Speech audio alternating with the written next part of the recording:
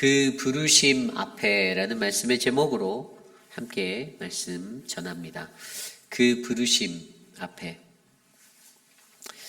우리가 계속 묵상하고 있는 열왕기상 말씀 속에 드디어 어제 말씀에서 850대 1이라는 바알과 아세라 선지자들, 그리고 오늘 엘리야의 그 대결이 일어났던 이야기가 바로 어제 말씀이었습니다. 바알의 선지자들과 아세라의 선지자들이 온종일 그렇게 간구하고 외쳐도 그들이 믿는 그 신은 전혀 응답이 없었던, 아무 반응도 하지 않았던 그러한 허상에 불과했습니다. 그리고 이제 그들의 그 쇼와 같은 의식이 끝나고 이제는 엘리야의 차례가 되었습니다. 오늘 엘리야가 그들 앞에서 이것을 행하는 이유는 단 하나입니다. 바로 내가 믿는 하나님, 그분이 참된 신이심을, 그리고 내가 그분의 참된 종임을 증명해내는 것입니다. 그러므로 오늘 그가 다시 이제 자신이 제단을 쌓고 하나님께 간구하여 하나님의 불이 그곳에 내리기를, 그 번제물을 향하여 하나님의 여호와의 불이 임하기를 간구하며 그는 나아갑니다. 그 자리로 나아갈 때 엘리야는 자신의 사명을 잊지 않았습니다. 자신의 사명은 그저 그들과 싸워서 이기는 것, 그들의 제단에 불이 붙지 아니하고 내 제단에 불이 붙는다라는 그 모양적인 모습 하나에 끝나는 것이 아니라, 좀 전에 말씀드린 대로 내가 믿는 그 하나님이 온 세상에 이 땅에 유일하신 하나님이시다라는 사실을 알리는 것, 바로 여호와, 그분이 하나님이 여호와 되심을 너희가 알게 하는 것에 집중되어져 있었다라는 사실을 우리로 하여금 알게 합니다. 그렇다면 오늘 그 부르심 앞에 나아가는 그의 모습을 통하여서 오늘 이 시를 살아가는 저와 여러분들에게 주는 메시지는 무엇일까요? 오늘 우리는 그 부르심 앞에 선 자들, 그 부르심 앞에 서는 자들이 갖춰야 하는, 그들이 알아야 하는 모습들 세 가지 정도를 함께 말씀으로 살펴보기 원합니다. 그 부르심 앞에 우리는 어떻게 살아가야 하는가? 오늘 첫 번째로 그 부르심 앞에 우리는 하나님께 가까이 나아가셔야만 합니다. 하나님께 가까이 나아가라. 오늘 말씀 30절입니다. 엘리야가 모든 백성을 향하여 이르되 내게로 가까이 오라. 백성이 다 그에게 가까이 가매 그가 무너진 여호와의 제단을 수축하되. 아멘. 여호와가 모든 백성을 향하여 외칩니다. 바알과 아세라의 선지자들에게 집중되어져 있던 시선들을 이제 자신에게로 끌어오는 것입니다. 온종일 아무런 반응도 있지 않았던 그들의 헛된 우상들에서 이제 너희들의 눈을 떼고 이제는 내게로 집중해라. 나에게로 가까이 와라. 내가 이제 그 능력의 것들을 너희들 앞에서 내가 믿는 하나님의 이름으로 이룰 테니 나를 주목하라라고 말하는 이야기입니다. 그래서 그의 외침 가운데는 그들을 향하여, 백성을 향하여 내게로 가까이 오라라고 외치고 있습니다. 영어 성경에 보면요, come near to me, 내게로 가까이 오라는 것입니다. 여러분, 우리가요, 하나님의 이적과 하나님을 경험하려면 우리는 하나님께 가까이 가셔야만 합니다. 하나님께 가까이 가지 아니하는 자들은요, 절대로 하나님의 이적을, 하나님의 능력을, 그분의 역사를 경험할 수가 없습니다. 우리가 그분의 능력을 보지 못하고 그분의 역사를 바라보지 못하고 그분을 만나지 못하는 이유는 바로 그분의 곁에 가까이 있지 않기 때문입니다. 세상의 것들에 내 마음을 두고 다른 것에 내 눈을 두고 내 시선을 두고 살아갈 때에 우리는 자꾸만 커져만 가는 세상의 유혹 속에서 넘어지고 나의 눈은 어두워지고 나의 마음이 어두워져 하나님의 능력과 하나님의 역사를 바라보지 못하게 되는 것임을 기억하시기를 바랍니다.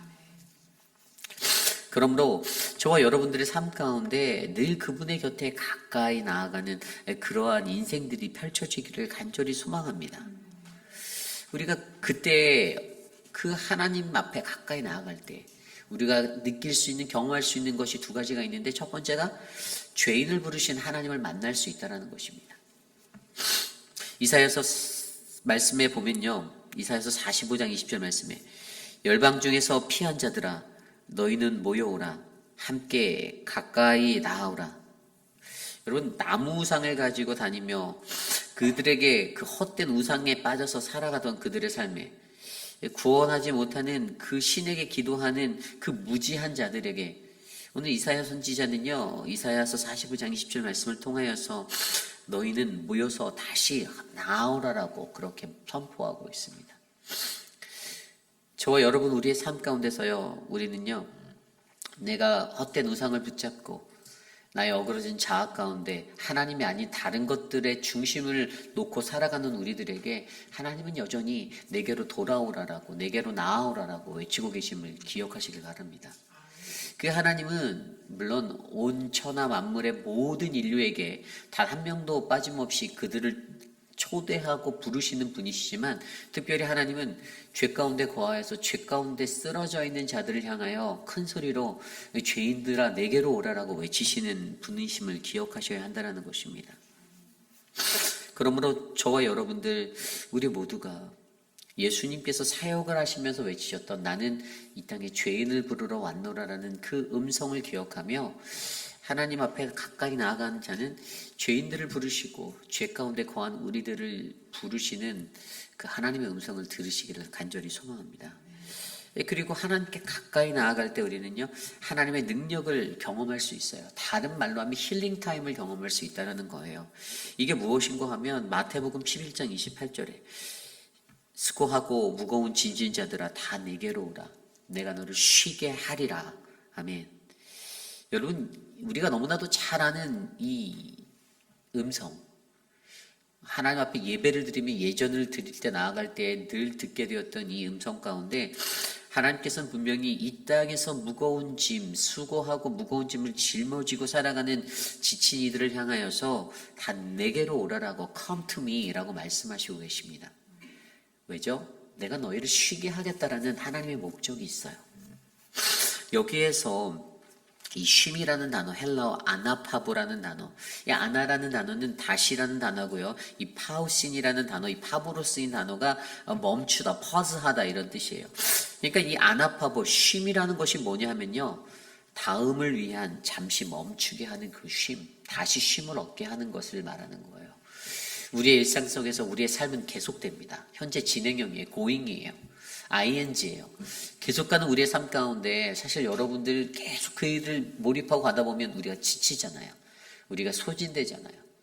우리의 삶에 버거움이, 그래서 과부하가 걸릴 때도 있고 그런 삶들이 일어날 때가 있잖아요.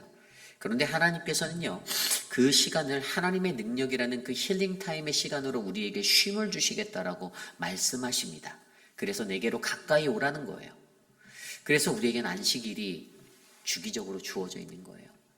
매 7일째 되는 날에 우리를 쉬게 하시겠다는 그 레스트, 그 쉼이 바로 다음을 위한 잠깐 멈추는 것, 하나님과의 시간, 하나님의 시간을 드리며 하나님 안에서 충전되어지고 새 힘을 얻는 시간이다라는 사실을 기억하셔야만 합니다. 그러므로 저와 여러분, 오늘도 그 부르심 앞에 선 우리들도요, 오늘 우리의 삶 가운데 우리도 하나님께 가까이 나아가시는 인생이 되기를 원합니다. 죄인을 부르시는 그 하나님, 그리고 힐링 타임의 그 하나님의 능력을 경험할 수 있는 쉼을 얻을 수 있는 그 하나님을 만나는 저와 여러분, 우리 모두가 되시기를 간절히 소망합니다. 이것이 오늘 말씀의 첫 번째, 그 부르심 앞에 하나님께 가까이 나아가라입니다. 오늘 두 번째로 그 부르심 앞에서 우리는 말씀으로 예배를 회복하라입니다. 말씀으로 예배를 회복하라. 좀 전에 읽었었던 30절 말씀에 보면요, 그가 무너진 여호와의 제단을 수축하되라고 나와 있어요. 여기에서 보면 무너진 이 제단을 수축한다, 제단이 이미 사용한 지 오래되었다라는 그 상태를 보여주는 단어입니다. 무슨 말입니까? 그들에게 하나님께 예배드리던 그 제단, 번제단, 그 예배의 제단들이요, 너무 예배를 안 드린 지 오래되었어요. 우상을 섬기느라 그 장소가, 그들이 지었던 북이스라엘의 아합 때의 모든 상단들 가운데 일어났던 아세라와 바알의 숭배로 인해서 하나님을 예배하는 예배함의 자리가 변질되고 바뀌었다는 겁니다. 그래서 그들에게 진정한 하나님을 예배하는 그 예배가 수축되었고 작아졌다라는 거, 사라져갔다라는 거, 그래서 결국에는요, 오늘 엘리야는요, 그 무너진 여호와의 제단을 다시 수축한다라고 말합니다. 하나님을 향한 예배와 제사가 멈춰진 그 상태에서 그가 다시 예배를 회복하고 일으키겠다라는 그 부르심 앞에 나아가고 있습니다. 그래서 그가 어떤 것들을 명합니까? 그 뒤에 말씀에 보면요, 야곱의 아들들의 지파의 수요를 따라 엘리야가 돌 12개를 취한다라고 31절에 나와 있습니다. 이 야곱은 옛적에 여호와의 말씀이 임하여 이르시기를 내 이름을 이스라엘이라 하리라 하신 자더라랍니다. 아멘. 여러분, 여기에서 우리가 주목해 보아야 하는 것은요, 이스라엘의 12지파의 숫자에 따라 12개의 돌을 취하였던 야곱의 인생을 생각해 보아야 합니다. 제가 어제 말씀에서도 잠깐 언급했듯이 야곱의 인생은요, 자신의 힘으로 자신의 것들로 몰입해서 살아갔던 그 인생이었습니다. 태어날 때부터 태생이 그렇잖아요. 자신의 형의 에서의 발꿈치를 끌어잡고선 달려나왔던 경쟁적인 구도의 삶, 치열한 인생, 그야말로 그의 삶 속에서 늘 치열했습니다. 그러던 그가 하나님을 정확하게 만났던 때가 언제였습니까? 창세기 32장에 언급되어져 있는 브니엘이잖아요. 다리가 환도뼈를 하나님과 밤새 씨름하다가 하나님께서 그의 환도뼈를 치시고 그가 절뚝이게 되었다라는 사실 기억나십니까? 어제 말씀에서도 그 절름거리다, 절뚝이다, 히브리어 파사크, 이 인생을 제가 머뭇거리는 인생과 비교했었던 거 어제 말씀에 기억나세요? 머뭇거리다. 그들이 머뭇거렸던 단어가 히브리어 파사흐라는 이 단어를 사용했는데 이것이 바로 야곱이 가졌던 절뚝거림이라는 거예요. 하나님 앞에서 하나님께 잠깐, 세상에 잠깐 절뚝거리며 지그재그의 인생을 살아갔던 그 인생들, 때로는 산당에서 하나님께 예배하다가 때로는 바알께 또 예배하고, 물론 정치적으로 아하방의 강권적인 폭정 때문에 너희들 믿어야 돼, 너희들 아세라에 숭배해야 돼, 바알을 숭배해야 돼라는 강압적인 것들이 들어왔을 수 있지만 그들의 삶에는 하나님을 향한 예배의 자리가 회복되지 못하였던 것입니다. 그런데 그러한 야곱이 하나님을 만난 그 순간 강권적인 하나님의 역사로 그의 이름이 야곱이라는 것에서 어떻게 해요? 이스라엘로 그의 이름이 바뀌게 되는 은혜를 입게 되었습니다.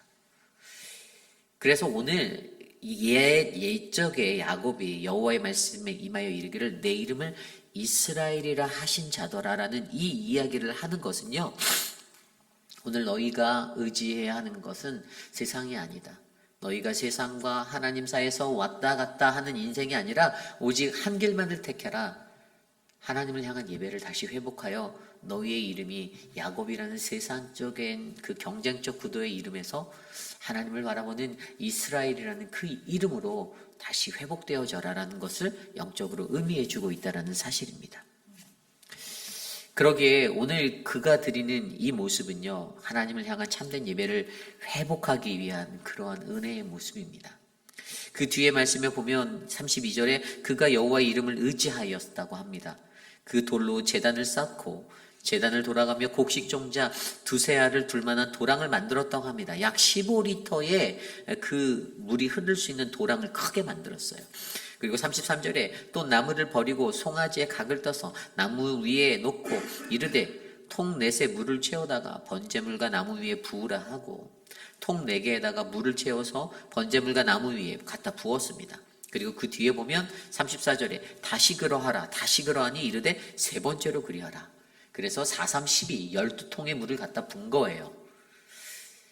그리고 그러자 35절에 물이 제단으로 두루 흐르고 도랑에 물이 가득 찼더라. 아멘.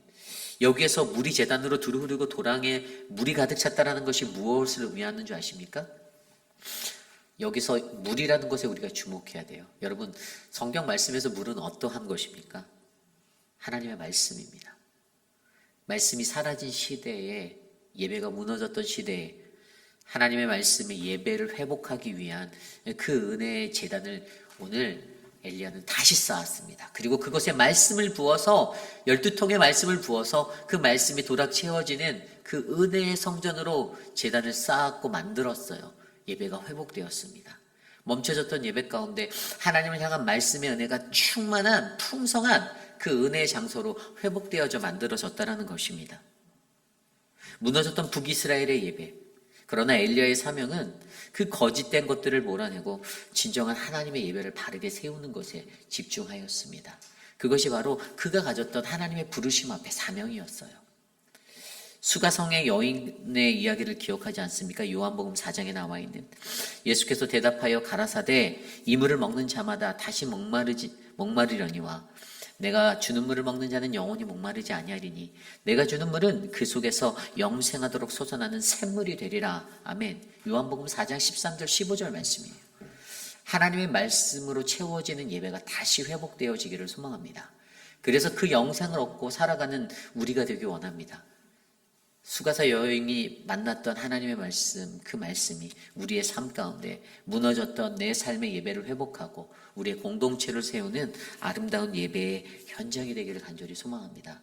이것이 오늘 말씀의 두 번째, 그 부르심 앞에 말씀으로 예배를 회복하라입니다. 오늘 마지막으로 그 부르심 앞에 우리는요, 하나님이 여호와이심을 선포해야 합니다. 하나님이 여호와이심을 선포해야 한다. 오늘 말씀 36절 말씀입니다. 저녁 소재를 드릴 때에 이르러 선지자 엘리야가 나아가서 말하되 아브라함과 이삭과 이스라엘의 하나님 여호와여 주께서 이스라엘 중에서 하나님이신 것과 내가 주의 종인 것과 내가 주의 말씀대로 이 모든 일을 행하는 것을 오늘 알게 하옵소서. 아멘. 앞서 설명드린 대로 엘리야가 가졌던 그 대결의 결말은요, 엘리야의 승리였죠. 그러나 그 승리를 통해서 그는 자신을 드러내려고 했던 것이 아닙니다. 그가 드러내려고 했던 한 가지는요, 하나님이 여호와이심을 온 땅 가운데 선포하고자 했습니다. 갈멜살이라는 그 바알과 아세라의 우상의 근거지가 되었던 그 거점에서 그들을 다 불러 모으고 그들과 격하게 싸웠던, 칼을 휘두르며 다퉜던 전투는 아니었지만 그 영적인 전쟁에서의 승리는 오직 이 땅에 참된 하나님, 유일한 신은 하나님이심을 선포하였다라는 사실입니다. 하나님이 여호와이심을 선포하는 것, 저와 여러분 우리 모두의 삶 속에서도 바로 이러한 은혜가 넘쳐나야만 합니다. 하나님께서 잘 보세요. 좀 전에 읽었던 36절에 아브라함과 이삭과 이스라엘의 하나님 여호와여라고 말했어요. 우리가 일반적으로 아브라함과 이삭과 야곱의 하나님이라고 하지 않나요? 조금 이상하잖아요. 그렇죠? 왜 아브라함과 이삭과 이스라엘의 하나님이라고 했냐? 아까 설명드린 야곱의 창세기 32장의 그 이야기, 그가 야곱에서 이스라엘로 이름이 뒤바뀌어버린 그 하나님, 그의 삶의 변화, 샛길로 가고 딴 길로 가고 이쪽에도 눈을 두고 경쟁적인 구조로 세상에 휩쓸려 살던 나의 자아가, 나의 삶의 모습이 오직 하나님께 회복되어져서 하나님만을 바라보는 그 길을 선택한 그 순간 그의 이름이 바뀌어져 버린 인생에 대해서 다시 한번 알려주는 거예요. 누가 너희의 여호와냐, 누가 너희의 주권자냐, 누가 너희를 인도하시냐가 바로 야곱의 삶을 통해서 우리에게 보여주신 하나님, 그가 경험한 하나님, 그가 나지막한 그 나이에 경험했던 그 하나님, 비록 다리가 절개되었어도 감사함으로 내가 만난 그 하나님, 내가 바라봐야 할 그 하나님, 믿고 나아갔던 그 인생을 통해서 우리로 하여금 오직 이 땅에서 우리가 선포하고 의지하며 나아갈 자는 여호와 하나님이심을 증거하는 것입니다. 여러분, 이 대결을 통하여서 어떤 일이 일어났습니까? 이 대결을 통하여서요, 39절 말씀에 보면요, 모든 백성이 보고 엎드려 말하되 여호와 그는 하나님이시로다, 여호와 그는 하나님이시로다 하니 The Lord He is God, 주 당신이 하나님이십니다. 오직 이것만이 드러나는 아름다운 역사가 일어나게 되었다는 사실입니다. 그러므로 여러분, 저와 여러분들 우리 앞에 우리의 삶 속에서 우리 모두는 바로 여호와 하나님, 우리의 하나님이 바로 그 여호와 하나님이심을 늘 선포하시는 아름다운 선포를 나누시기를 간절히 소망합니다. 오늘 마지막으로 한 가지 더 보겠는데요. 오늘 마지막으로 그 부르심 앞에 네 번째, 다시 기도하라입니다. 다시 기도하라. 오늘 말씀 41절 말씀에요. 엘리야가 아합에게 이르되 올라가서 먹고 마시소서, 큰 빗소리가 있나이다. 앞서 모든 대결에서 승리한 그가 기손신해로 그 850명의 모든 악한 선지자들을 다 잡아 죽인 다음에 아합 왕에게 이제 올라가셔서 이제 하나님의 역사, 하나님의 은혜가 어떻게 임하는지 목격하기를 바랍니다. 올라가셔서 기다리세요라고 말하고 있습니다. 큰 비가 내릴 것이다라고 말하는 거예요. 그런데 우리가 이 큰 비를 얻기 전까지 앞서 36절에서도 그가 하나님 앞에 어떻게 강구했는지를 잘 알잖아요. 37절에 여호와여 내게 응답하소서, 내게 응답하소서 기도했던 엘리야. 어긋난 선지자들은 온종일 아침부터 저녁까지 그곳에서 부르짖고 뛰어놀며 별짓을 다해도 들어지지 않는, 칼로 자해를 해가면서까지 그렇게 해도 아무런 반응도 없는 그 헛된 신들의 것들을 경험하였지만, 오늘 엘리야가 이렇게 하나님 앞에 나아갈 때 그가 기도하자 어떻게 해요? 불이 내렸다라고 기록하고 있습니다. 번제단에 불이 내렸어요. 그런데 그 대결을 치른 뒤에도 그가 어떻게 나아갑니까? 그가 다시 기도하고 나아가는 것입니다. 다시 기도하고 나아가다. 42절에 보면요, 아합이 먹고 마시러 올라가니 엘리야가 갈멜산 꼭대기로 올라가서 땅에 꿇어 엎드려 그의 얼굴을 무릎 사이에 넣고 뭐합니까? 기도합니다. 다시 기도했어요. 이미 그 대결이 끝나고 자기가 승리를 얻었음에도 불구하고 사람들의 환호성을 받았고 사람들의 주목을 받아, 그래 엘리야가 진짜 선지자였구나, 그래 엘리야가 믿는 하나님이 참된 하나님이구나를 증명한 다음에도 그는 교만하지 않았습니다. 그는 그 자리에서 멈추지 않았습니다. 다시 하나님께 엎드려 기도하며 나아갑니다. 땅에 엎드려 기도드린 그의 기도. 여러분, 갈멜산은요 우리의 삶의 현장입니다. 이방의 신이 우리를 유혹하고 넘어뜨리려는 그 모든 잡다한 것들이 우리를 공격하는 것. 야, 예수보다 더 좋은 게 있어. 드라마를 놓쳐서 되겠니? 야, 더 좋은 게 있는데 성경책은 펴서 뭐해? 세상 노래가 얼마나 좋은데 찬송가는 왜 불러? 이러면 우리를 유혹하는 수많은 것들이 있습니다. 그 성경 공부는 해서 뭐해? 알아봤자 너 재산도 안 늘어나는데. 사단은 계속해서 우리를 그렇게 유혹해요. 그런데 그때 우리는 이 세상의 한복판에서 어떻게 해야 합니까? 기도하셔야 합니다. 그곳에서 엎드려 기도하는, 무릎을 꿇고 엎드려 기도하는 그 한 사람만이 어떻게 해요? 하나님의 역사의 능력을 드러내는 그 은총의 사람으로 하나님의 역사를 불러올 수 있다는 사실을 기억하시길 바랍니다. 그가 엎드려 기도하자 어떠한 일들이 일어납니까? 44절에 7번 올라가서 그가 말하되 바다에서 사람의 손만한 작은 구름이 일어났다라고 말합니다. 사환에게 올라가라라고 해서 그곳으로 올라가라고 7번 가라라고. 갔다 왔더니 아무것도 없는데요. 7번 계속해서 기도하며 올려보냅니다. 그랬더니 결국에는 손바닥만한 작은 구름 하나가 어떻게 해요? 비를 몰고 와서 비가 내리는 그 은혜를 경험하게 되었다는 사실입니다. 여러분, 저와 여러분, 우리의 모든 그 삶 가운데 하나님의 은혜가 넘치기를 간절히 소망합니다. 오늘 이 말씀을요, 야고보서 기자가요, 야고보서 5장 17절 18절에 이렇게 묘사했어요. 엘리야는 우리와 성정이 같은 사람이로되 그가 비가 오지 않기를 간절히 기도한즉 3년 6개월 동안 비가 오지 아니하고 18절에 다시 기도하니 비로 주고 땅이 열매를 맺었느니라. 아멘.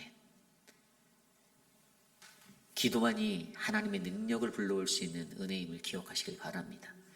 그 부르심 앞에 사명자는 기도해야 합니다. 또 기도, 다시 기도. 우리의 삶에 이 기도의 은혜가 넘치는 저와 여러분. 그래서 하나님이 부르신 그 부르심의 삶을 아낌없이 가지고 나아가는 거룩한 인생 되시기를 간절히 소망합니다. 오늘 말씀을 정리합니다. 그 부르심 앞에서 우리는 어떻게 살아가야 하는가? 사도 바울이 이렇게 고백합니다. 사도행전 20장 4절. 나의 달려갈 길과 주 예수께 받은 사명, 곧 하나님의 은혜의 복음을 증언하는 일을 마치려 하면은 나의 생명조차도 조금도 귀한 것으로 여기지 아니하노라. 아멘. 그리고 그가 디모데후서 4장 7절에 이렇게 다시 고백합니다. 나는 선한 싸움을 싸우고 나의 달려갈 길을 마치고 믿음을 지켰으니. 아멘. 사도 바울과 같은 이 믿음의 고백, 오직 우리가 받은 사명, 예수께로 나아가는 그 걸음, 다름질 멈추지 않고 아낌없이 하나님께 가까이 말씀으로 예배를 회복하고 하나님 여호와이심을 선포하고 다시 기도하는 그 인생으로 우뚝 서시는 그 믿음의 사람 우리 모두가 되기를 간절히 소망합니다. 오늘 주신 말씀을 놓고 함께 기도합니다. 하나님, 내 삶에 하나님의 부르심 앞에 내가 서기 원합니다. 갈멜산과 같은 이 어지러운 세상 중에서 나를 유혹하고 나를 넘어뜨리려는 사단의 계교 가운데 하나님의 말씀만을 의지하여 내가 살기 원합니다. 이 시간 함께 기도드립니다.